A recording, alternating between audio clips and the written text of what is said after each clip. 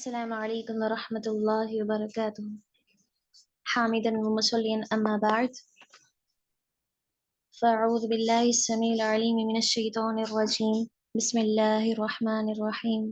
النبي أولى بالمؤمنين من أنفسهم وأزواجه أمهاتهم.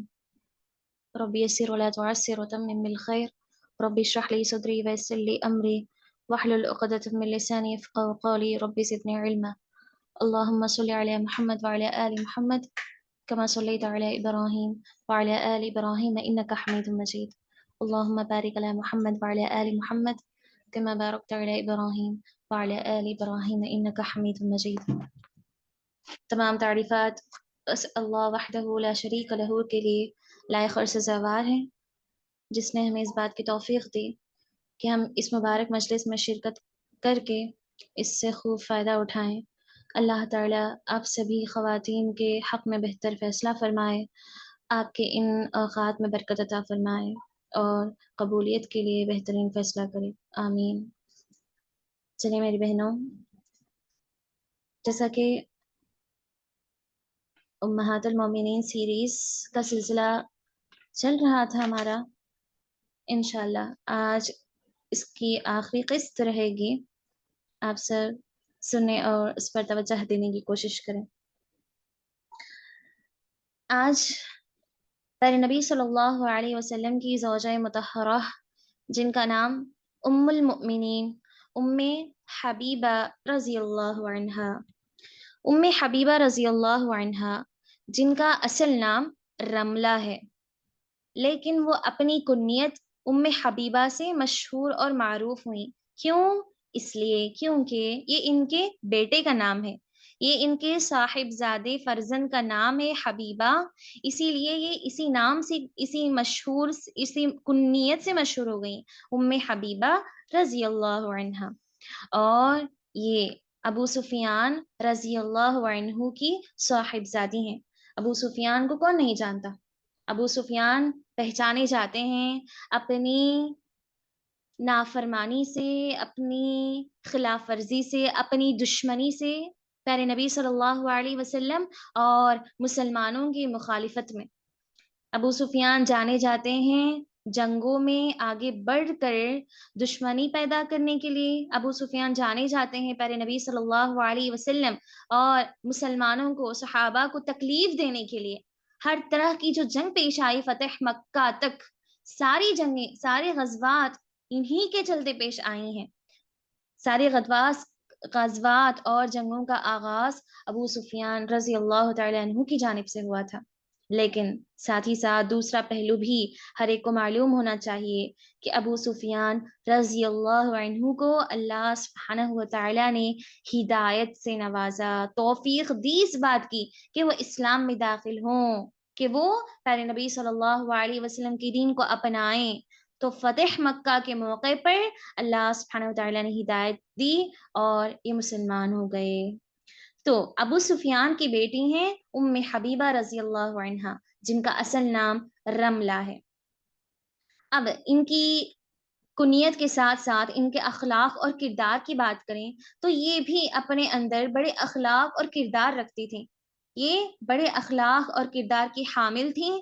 یہ بھی امہات المؤمنین، باقی دیگر ازواج، باقی دیگر بیویوں سے کم نہ تھیں، اپنی عبادتوں میں، اپنی سخاوت میں، اپنی فرمانبرداری میں اور ساتھ ہی ساتھ اپنی جود اور سخاوت میں۔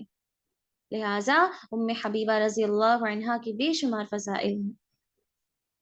میری بہنوں، ام حبیبہ رضی اللہ عنہا کا نکاح اللہ کے نبی سے کیسے ہوا؟ اگر یہ معلوم کرنا چاہتے ہیں تو مختصر واقعہ جو کتابوں سے ہم نے رائج کیا ہے، وہ واقعہ اس طرح آتا ہے کہ ام حبیبہ رضی اللہ عنہا ان شخصیات میں ان کا شمار ہوتا ہے جو پہلے مسلمان ہو گئے، سابقین اولین جنہوں نے پہلے وقت پر، پہلے اعلان پر، پہلے پیغام پر اسلام قبول کر لیا، ان لوگوں میں، ان صحابہ اور صحابیات میں، ان مسلمانوں میں ام حبیبہ رضی اللہ عنہا کا شمار ہوتا ہے۔ گویا ام حبیبہ رضی اللہ عنہا نے پیارے نبی صلی اللہ علیہ وسلم کے دین کو، آپ کی نبوت کو، آپ کی رسالت کو، دین اسلام کو اس وقت کر لیا تھا جس وقت ان کے باپ ابو سفیان دیگر کافروں سے، دیگر سرداروں سے مل کر خود اللہ کے نبی کے مخالفت میں ان کے خلاف سازشیں کر رہے تھے۔ ایک طرف باپ سازشیں کر رہے ہیں، دوسری طرف بیٹی خود آگے بڑھ کر اچھائی کی طرف، بھلائی کے راستے پر جا کر اسلام قبول کر رہی ہے۔ حالانکہ ابو سفیان کو یہ بات معلوم ہے کہ ان کی بیٹی نے اسلام قبول کر لیا ہے۔ ام حبیبہ رضی اللہ عنہا کے پہلے شوہر جن کا نام عبید اللہ بن جحش، دونوں نے سابقین اولین میں آگے بڑھ کر اسلام قبول کر لیا، اور جب ہجرت حبشہ ہوئی، پہلی ہجرت حبشہ، تو اس ہجرت میں بھی دونوں شوہر اور بیوی شامل تھے۔ وہاں جا کر عبید اللہ بن جحش ان کے شوہر مرتد ہو گئے، جنہیں اسلام کو چھوڑ دیا، مرتد ہو گئے، اور وہیں ان کے شوہر کا انتقال ہو گیا۔ جب پیارے نبی صلی اللہ علیہ وسلم کو اس سارے واقعے کا علم ہوا کہ ام حبیبہ رضی اللہ عنہا تنہا ہیں، بیوہ ہیں، ایک طرح سے تو بیوہ ہیں کہ ان کے شوہر کی وفات ہو گئی، دوسری جانب ایسی تنہا ہیں کہ مسلمان ہونے کی حیثیت سے، مسلمان خاتون ہونے کی حیثیت سے اب ان کا کوئی سہارا نہیں ہے اس اجنبی شہر میں، لہٰذا اپنے صحابہ کو پیغام پہنچاتے ہیں کہ اللہ کے نبی نے ام حبیبہ رضی اللہ عنہا سے نکاح کرنے کا ارادہ کیا۔ اس پیغام نکاح کو جب پہنچایا گیا تو انہوں نے اس پیغام نکاح کو قبول کر لیا۔ اب اس کے بعد وہیں پر حبشہ میں ہی، اسی شہر میں ام حبیبہ رضی اللہ عنہا کا نکاح طے ہو گیا۔ وہ کس طرح؟ حبشہ کا بادشاہ، جیسا کہ ہمیں معلوم ہے، نجاشی جس کا نام، وہ بڑا ہی رحم دل تھا، مسلمانوں کے سلسلے میں بڑا نرم مزاج تھا، اچھا سلوک کرتے ہوئے ادب اور احترام کے ساتھ اپنے مہمانوں کا سلوک کرتا تھا، لہٰذا ام حبیبہ رضی اللہ عنہا کا نکاح خود اسی نے کرایا پیارے نبی صلی اللہ علیہ وسلم کے ذریعے سے، ان کے حق میں خود ولی بن کر خود ام حبیبہ رضی اللہ عنہا کا سرپرست بن کر اللہ کے نبی کے حکم پر نجاشی بادشاہ نے نکاح کروایا۔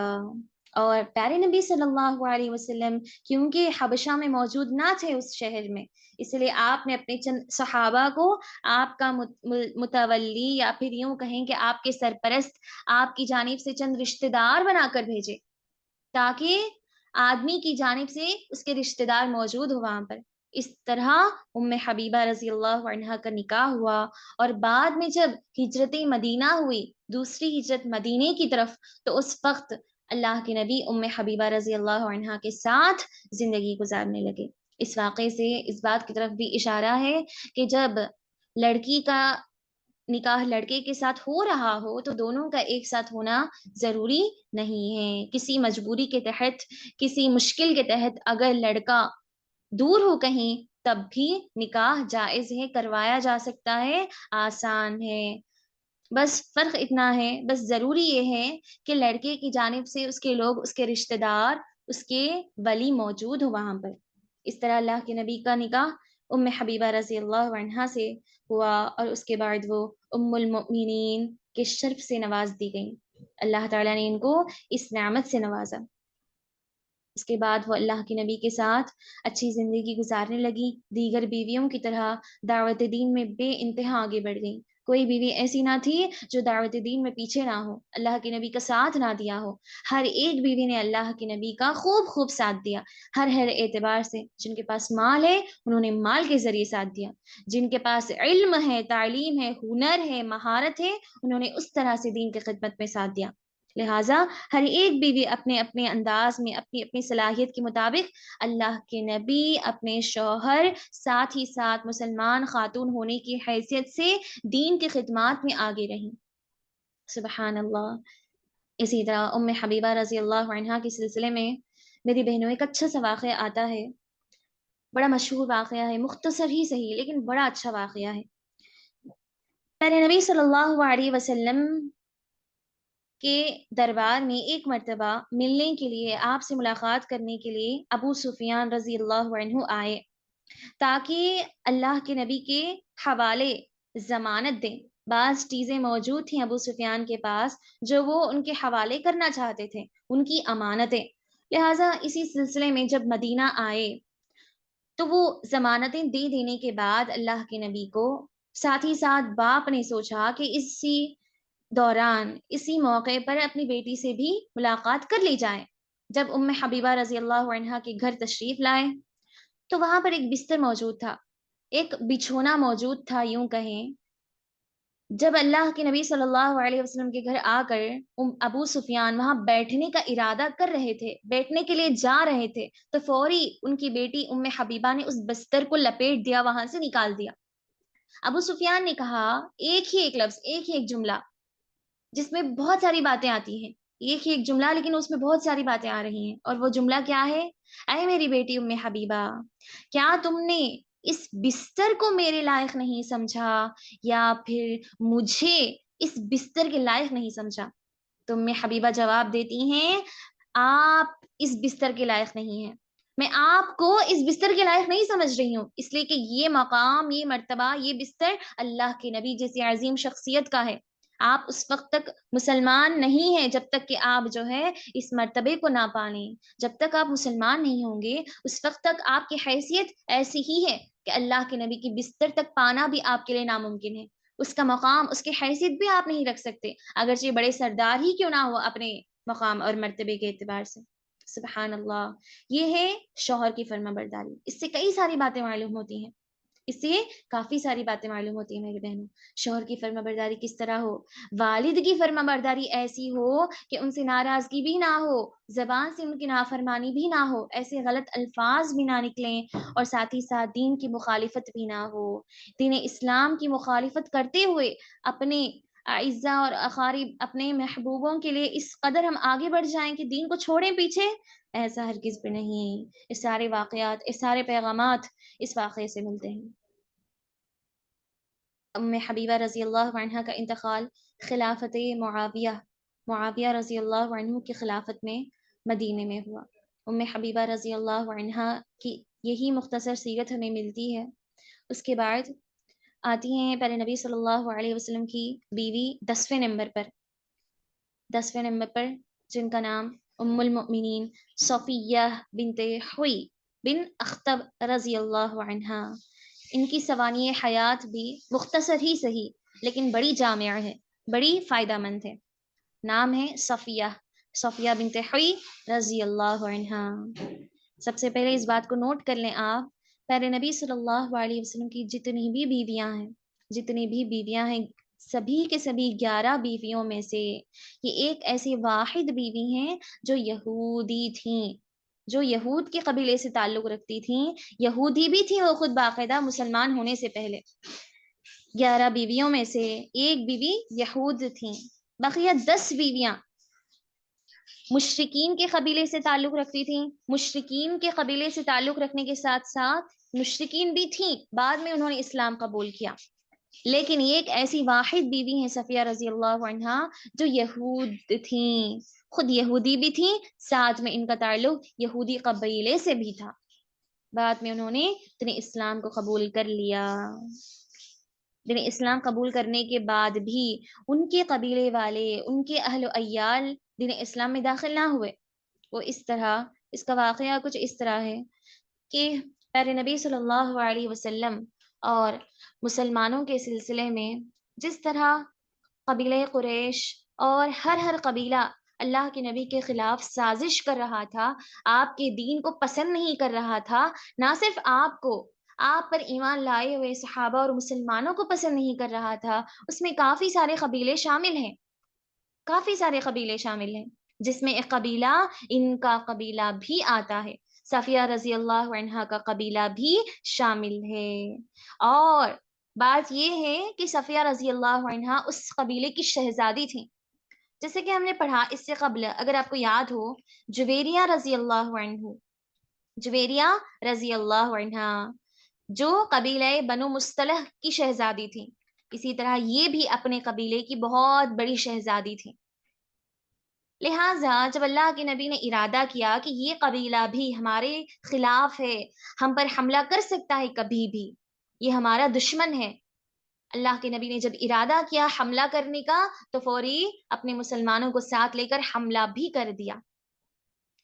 جب حملہ اس طرح ہوا کہ سارے کے سارے مخالفین سارے کے سارے یہود خود ہتھیار ڈال دیے، انہوں نے خود سامنے سے آگے بڑھ کر ہار مان کر کہہ دیا کہ ہم بے بس ہو چکے ہیں اب۔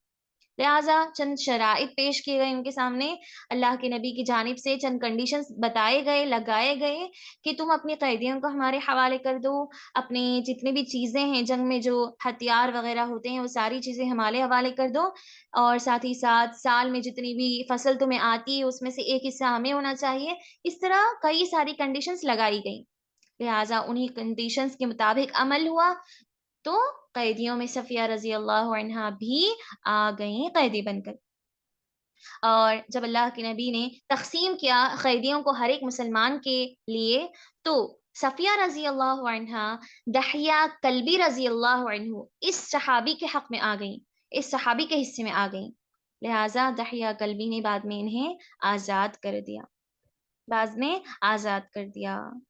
جب نبی صلی اللہ علیہ وسلم کی خدمت میں آئیں تو اللہ کے نبی نے انہیں دو پیشکشیں کی کہ تمہارے پاس دو آپشنز ہیں، دو راستے ہیں۔ ایک یہ کہ اگر تم چاہو تو میں تمہیں یہیں سے آزاد کر سکتا ہوں، تم آزاد ہو کر یہاں سے نکل سکتی ہو۔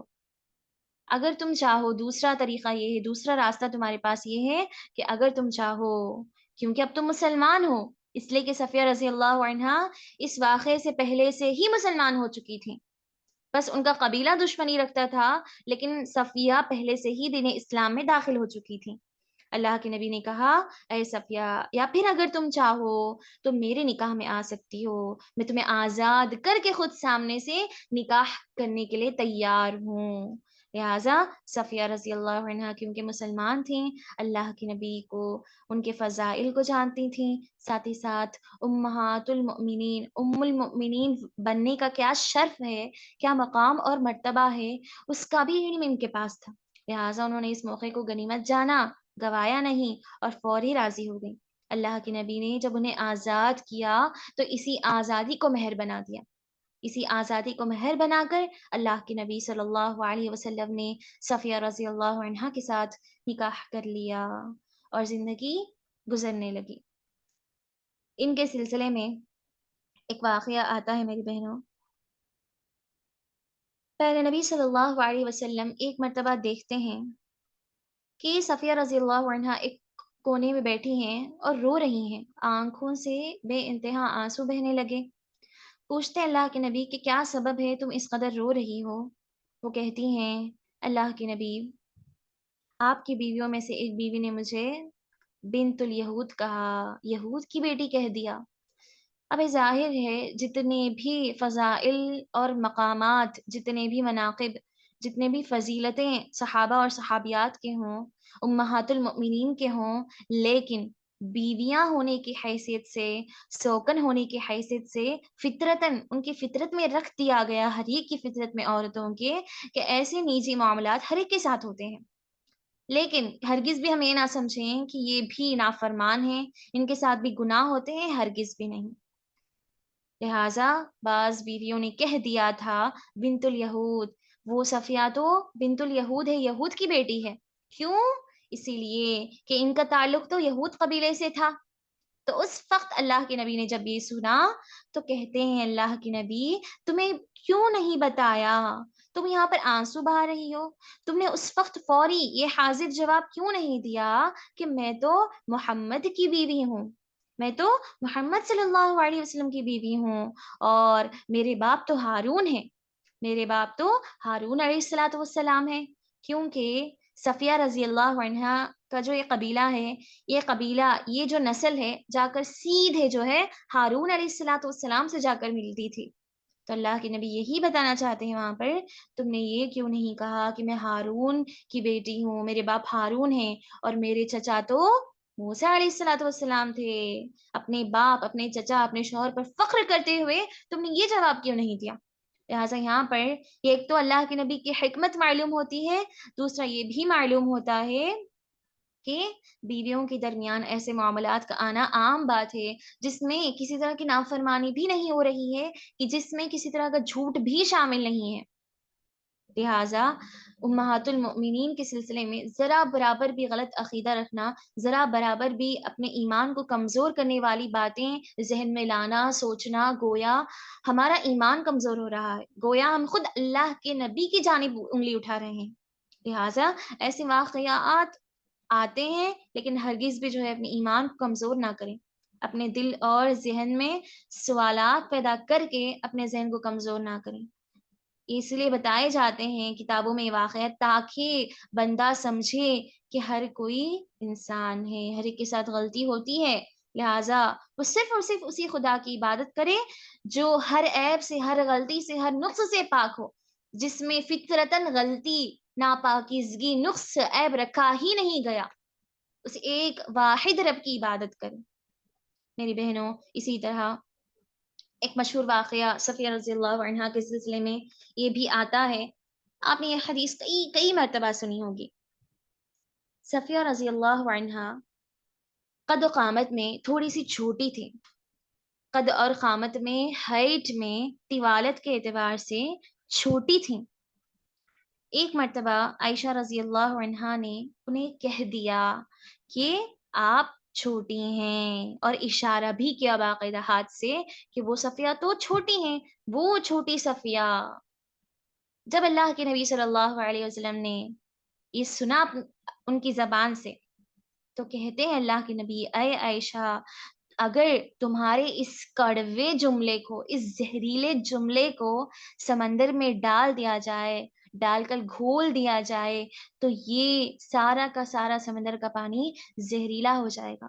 اس طرح کی کڑوے الفاظ، زہریلے الفاظ تم نے استعمال کیے ہیں، اگرچہ وہ بات سچ ہے، حقیقت ہے، ان کی صفت، ان کی خوبی کو بیان کی جا رہی ہے، لیکن سمجھنے والی بات یہاں پر آپ غور کریں، جو اصل پیغام ہے اس واقعے سے وہ یہ ہے، عائشہ رضی اللہ عنہا جن کے بے حساب فضائل ہیں، تمام بیوی میں اگر کسی کے زیادہ سے زیادہ فضائل ہیں، زیادہ لمبی سیرت اگر کسی کی ہے تو وہ خدیجہ رضی اللہ عنہا، اور ان سے زیادہ عائشہ رضی اللہ عنہا کے ہیں۔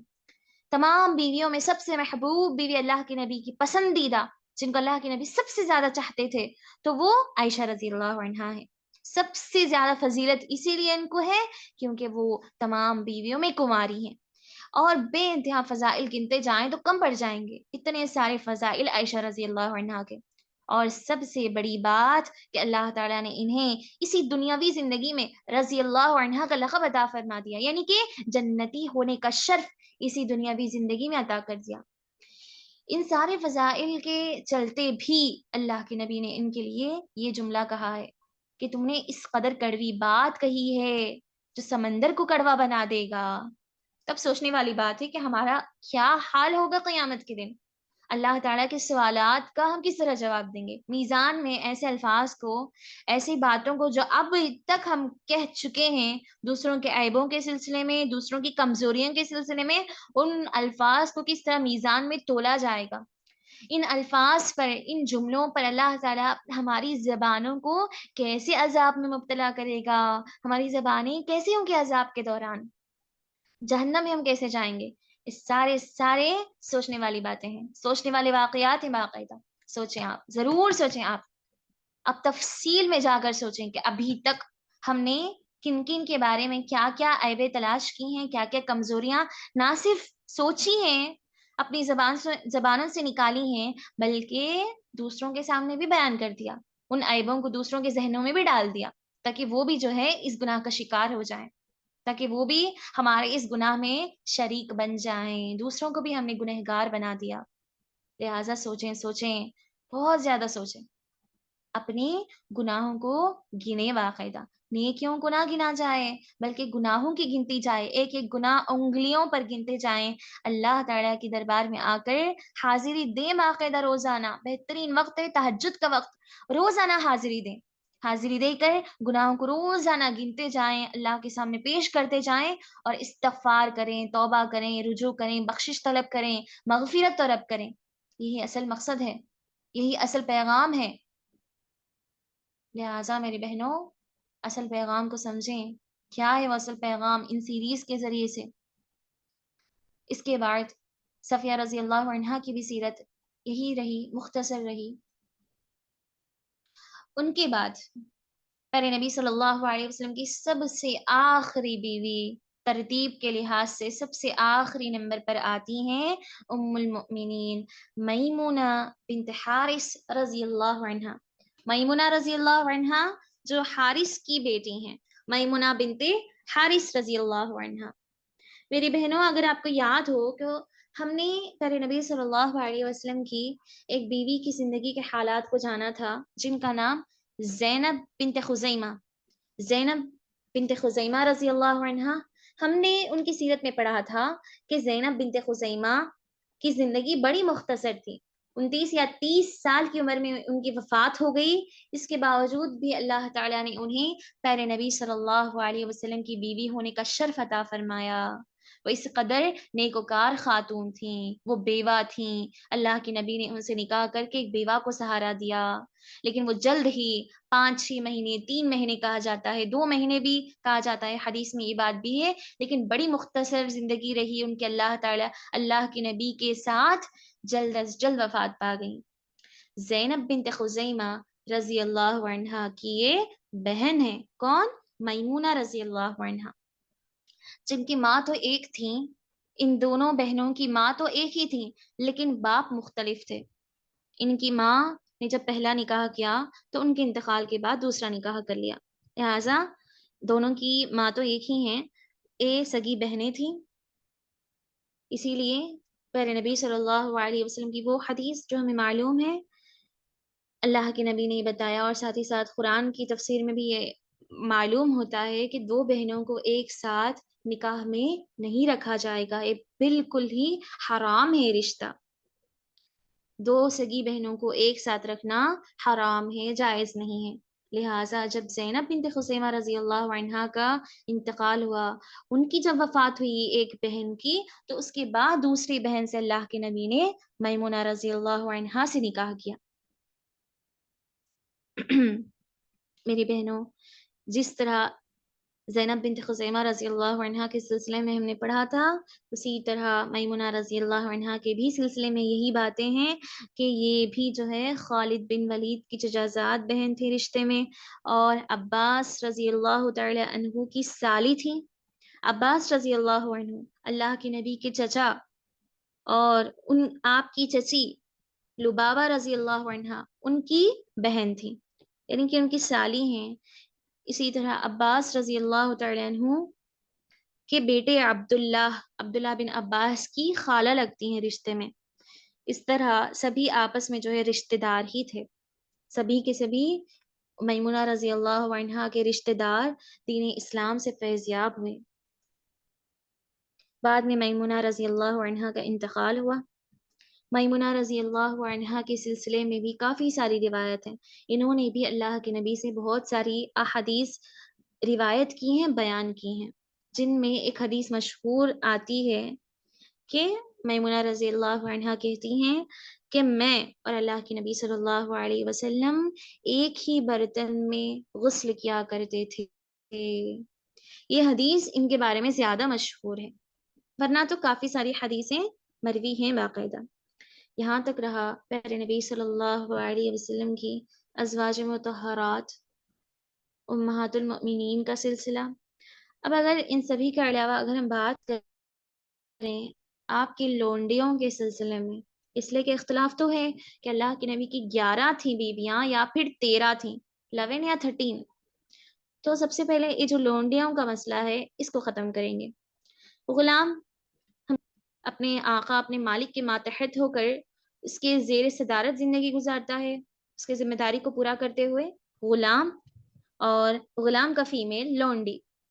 जैसे कि बात वाज़ेह है, गुलाम का फीमेल है लौंडी। अगर लड़की हो तो लौंडी कहा जाएगा, और अगर लड़का हो तो गुलाम कहा जाएगा। और हमें ये बात भी मालूम है कि उस ज़माने में अहले अरब जो है गुलामों का और लोंडियों के सिलसिले में मशहूर था। ये ज़माना गुलामों और लोंडियों का ज़माना था। हर कोई अपने पास जो है गुलाम और लोंडियाँ रख लेता था, खुसूसन सरदार, कबीलों के बड़े-बड़े सरदार या फिर आम इंसान ही क्यों ना हो, हर एक के पास जो है लोंडियाँ, गुलाम ये हुआ करते थे बाकायदा, और ये कोई ऐब की बात भी ना थी उस ज़माने में। لیکن کتنا بھی سوچیں، کتنا بھی ہم ظلم نہ کریں، سوچنے والی بات ہی ہے کہ ایک طرح سے جو ہے غلام اور لونڈیوں کی زندگی ہی جو ہے مظلوم زندگی ہوتی ہے، ظلم بھری ہوتی ہے۔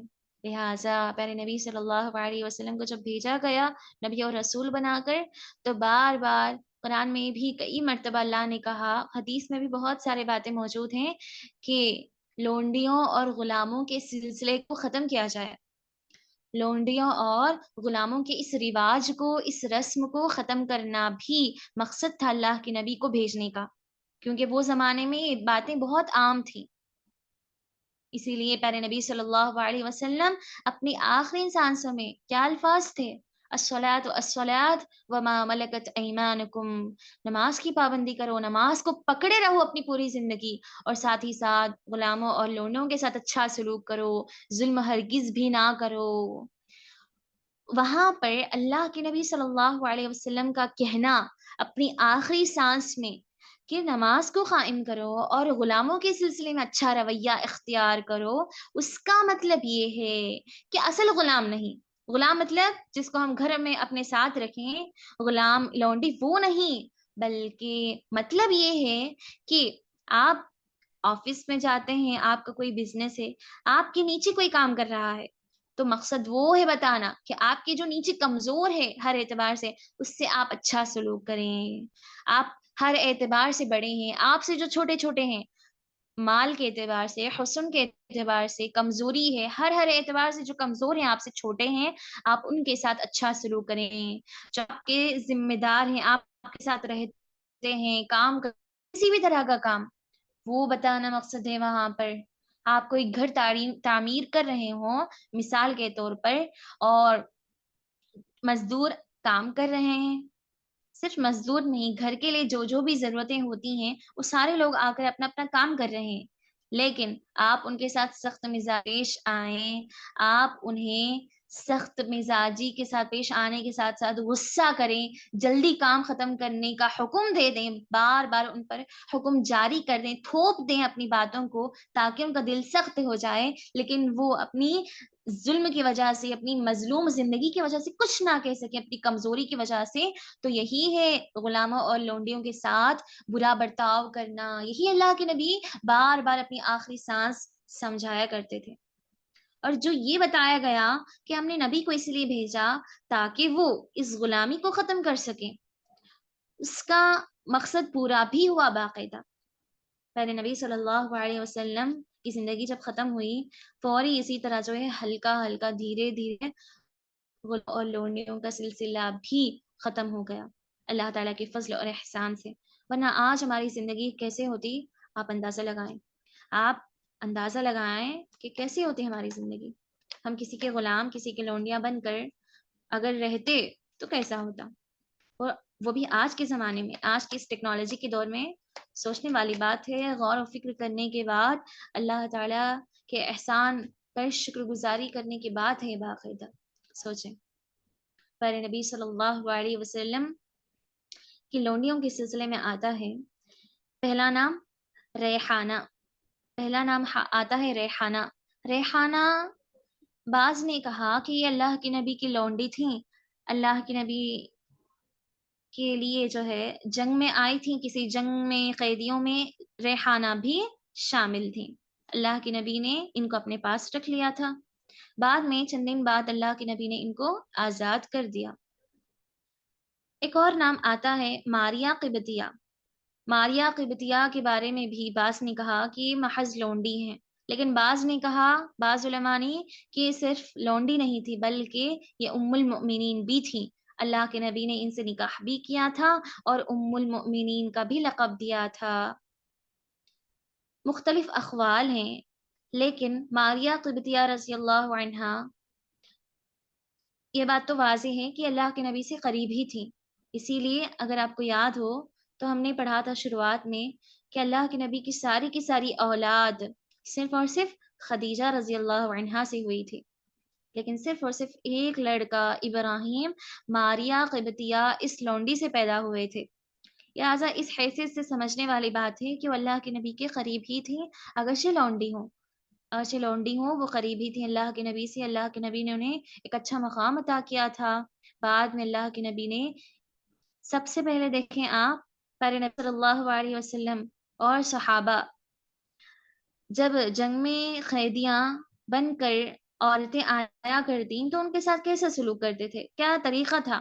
طریقہ یہ تھا کہ ڈائریکٹ جو ہے غلاموں اور لونڈیوں کے رواج کو ختم نہیں کرتے تھے۔ ڈائریکٹ اس کو ختم کرنا مشکل ہے، پاسبل بھی نہیں ہے اس طرح اچانک ختم کر دینا۔ طریقہ یہ تھا اللہ کے نبی اور صحابہ کا، مثال کے طور پر اللہ کے نبی کو ہی لے لیں۔ سب سے پہلے اللہ کے نبی لونڈی کو لیتے، اپنے پاس رکھتے، اس کو اچھی طرح سے اخلاق سکھاتے، دیگر اپنے گھر کی خواتین کے ساتھ رکھ کر اخلاق، آداب، کردار سکھاتے، اور اگر وہ خوش ہو جائیں، پسند آ جائیں تو انہیں جو ہے دین اسلام میں داخل کرا دیتے، اور جب وہ مسلمان ہو جاتی اس کے بعد انہیں آزاد کرنے کے بعد وہ مسلمان ہو جاتی، انہیں اس پر مجبور کر دیتے اپنے اخلاق سے، اپنی نصیحتوں سے، اس کے بعد انہیں آزاد کرتے۔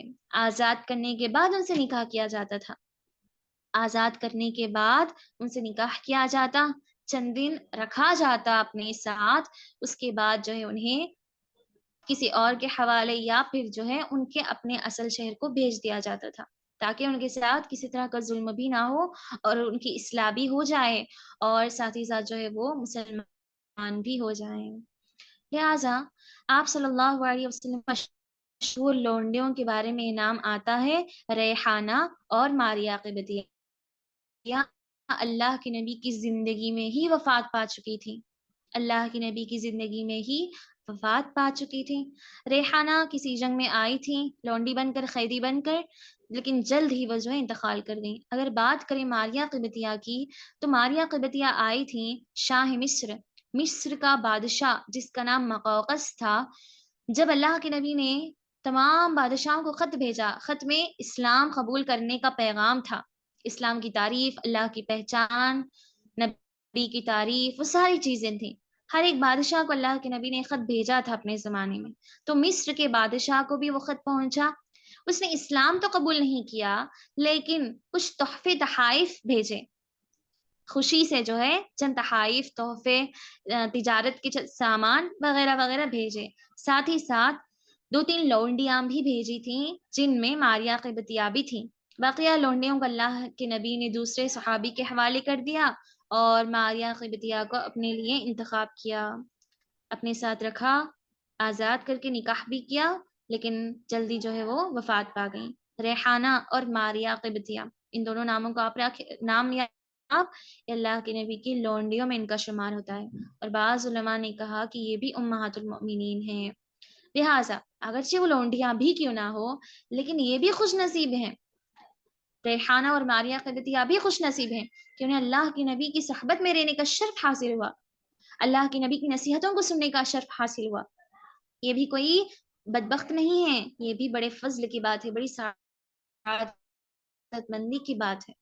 لہٰذا ان 2 عورتوں کو بھی حقیر نہیں جانا جائے گا، ان کو بھی پیچھے نہیں رکھا جائے گا، سبھی کے سبھی اللہ کے نبی کی بیویوں میں شامل ہیں ایک طرح سے، لیکن مشہور ہے امہات المؤمنین، یہ 11 بیویاں، اور وہ کون سی ہیں جو ابھی تک کے ہم نے ہمارے سیریز میں پڑھے ہیں۔ آج کی آخری قسط میں ہم نے 3 بیویوں کے سلسلے میں پڑھ لیا۔ ایک مرتبہ دوبارہ میں دہراتی ہوں، پیارے نبی صلی اللہ علیہ وسلم کی سب سے پہلی زوجہ مطہرہ خدیجہ رضی اللہ عنہا، خدیجہ بنت خویلد رضی اللہ عنہا، ان کے بعد سودہ بنت زمعہ رضی اللہ عنہا، ان کے بعد عائشہ صدیقہ بنت ابو بکر صدیق رضی اللہ عنہا، حفصہ بنت عمر بن الخطاب رضی اللہ عنہا، زینب بنت خزیمہ رضی اللہ عنہا، ام سلمہ رضی اللہ عنہا، ام سلمہ رضی اللہ عنہا، زینب بنت جحش رضی اللہ عنہا، جویریہ رضی اللہ عنہا، ام حبیبہ بنت ابی سفیان رضی اللہ عنہا، صفیہ بنت حوی رضی اللہ عنہا، اور میمونہ رضی اللہ عنہا، اور 2 لونڈیاں ریحانہ اور ماریہ قبطیہ رضی اللہ عنہم اجمعین۔ अल्हम्दुलिल्लाह लज़ी बिनिअमतिही ततिम्मुस्सालिहात। अल्लाह ताला की इजाज़त, उसकी मर्ज़ी, उसके हुक्म से ये सीरीज़ इख्तिताम को पहुँची है और इनसे क्या क्या पैगामात, क्या क्या फ़ायदे हासिल हुए हैं, वो सभी आप जानते हैं। बार बार हर मौके पर हमने कहा कि फ़ायदा क्या है, मकसद क्या है इन सीरीज़ के आगाज़ का। यही कि ख़वातीन होने की हैसियत से अगर हम ख़वातीन के वाक़यात को सुने, और वो भी आम ख़वातीन नहीं, बल्कि ऐसी ख़वातीन जिनको अल्लाह ताला ने जन्नती करार दिया है, जिनको अल्लाह ताला ने नबी की बीवी बनाया, ऐसी ख़वातीन, ऐसी औरतों की सीरीज़ अगर हम पढ़ें, इनकी सीरत, इनकी ज़िंदगी के हालात, तो ज़रूर मुमकिन है कि ज़िंदगी बदले, ज़रूर मुमकिन है कि हम इनको अपना नमूना बनाएँ। बस शर्त ये है कि हम इरादा करें। शर्त यही है कि हम इरादा करें अपने आप को बदलने का, इरादा करें इनकी जैसी ज़िंदगी गुज़ारने का, इनके राह रास्त पर चलकर अपनी ज़िंदगी में तब्दीली पैदा करने का, ऐसी ज़िंदगी गुज़ारने का शौक़ और जज़्बा हो हमारे अंदर।